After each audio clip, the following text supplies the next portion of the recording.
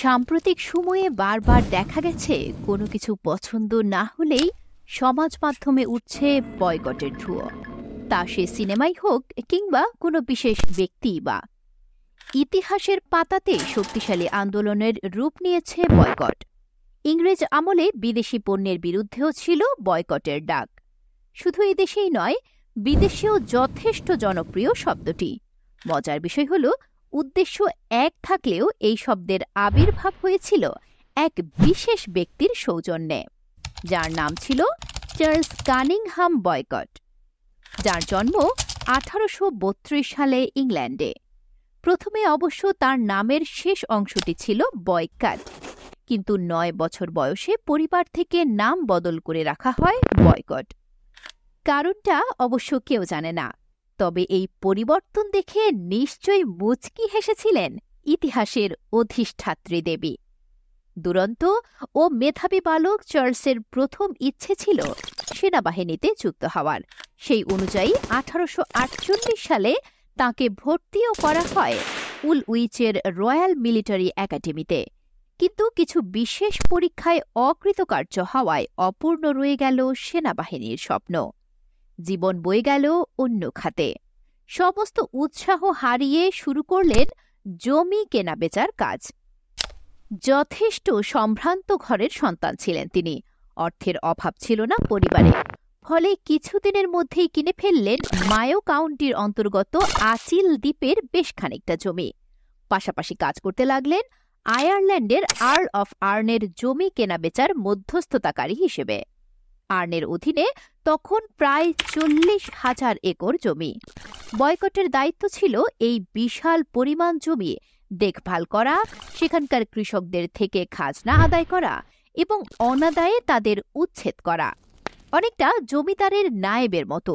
আর এই কাজে প্রচণ্ড নৃশংস ছিলেন বয়কট। তিনি বিশ্বাস করতেন জমি ও চাষির জীবনের সমস্ত সত্ত্ব মালিকেরই, ফলে যেভাবেই হোক প্রাপ্য আদায় করতে হবে। তাতে কিছু মানুষের ক্ষতি হলেও সে দায় তাঁর নয়। এমনকি কাজে আসতে সামান্য দেরি হলে চাষিদের মাইনে কেটে নিতেন বয়কট। স্বাভাবিকভাবেই বয়কটের জোর জুলুমে ক্ষিপ্ত হতে থাকেন চাষিরা।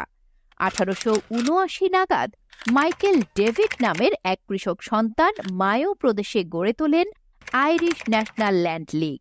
সারা দেশের নির্যাতিত কৃষকদের এক ছাতার তলায় আনার দায়িত্ব নেয় এই সংগঠন। খাজনা কমানো ও উচ্ছেদ বিরোধী আন্দোলনে সরগরম হয়ে ওঠে সমগ্র আয়ারল্যান্ড। এমনকি তাদের পক্ষ থেকে যেই বক্তব্য ওঠে তার সঙ্গে খুব তফাৎ করা যাবে না লাঙল যার জমি তার এই স্লোগানকে। 1880 সালে আজন্মার জন্য আর্নের অধীনস্থ কৃষকরা দাবি জানায় 25% খাজনা কমানোর। শেষ পর্যন্ত রফা হয় 10%। সেই অর্থ উদ্ধারে প্রবল অত্যাচার চালান বয়কট। উচ্ছেদ করা হয় বেশ কয়েকটি পরিবারকে। এই ঘটনার প্রেক্ষিতে তীব্র প্রতিবাদ জানানো হয় ল্যান্ড লীগের তরফ থেকে। খবর পৌঁছয় সংসদ পর্যন্ত। সেই সময় সংসদের সদস্য ও ল্যান্ড লীগের পক্ষপাতী চার্লস স্টুয়ার্ট পার্নেল ঘোষণা করেন এই রকম ব্যক্তিকে সব জায়গায় উপেক্ষা করা উচিত। ব্যাস, যেন ঘি পড়ল আগুনে। বয়কটের বিরুদ্ধে শুরু হলো সামাজিক ধর্মঘট।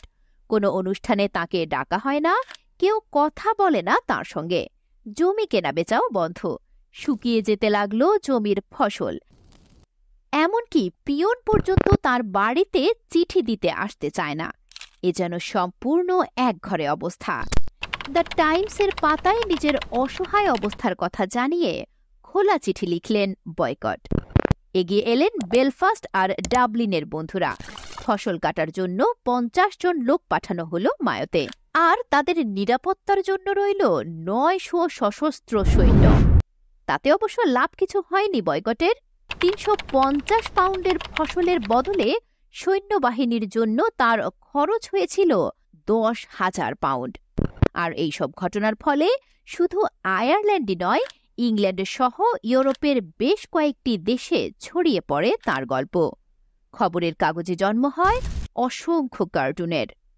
19 শতকের শেষ দিকে ল্যান্ড লীগ ও পার্নেলের জনপ্রিয়তার ফলে যেখানে জমিদার শ্রেণীরা অত্যাচার করত সেখানেই নেওয়া হতে থাকে বয়কটের পদ্ধতি। তবে আজকের অর্থে বয়কট শব্দটির প্রয়োগ ঠিক কবে বা কিভাবে শুরু হলো তা বলা মুশকিল।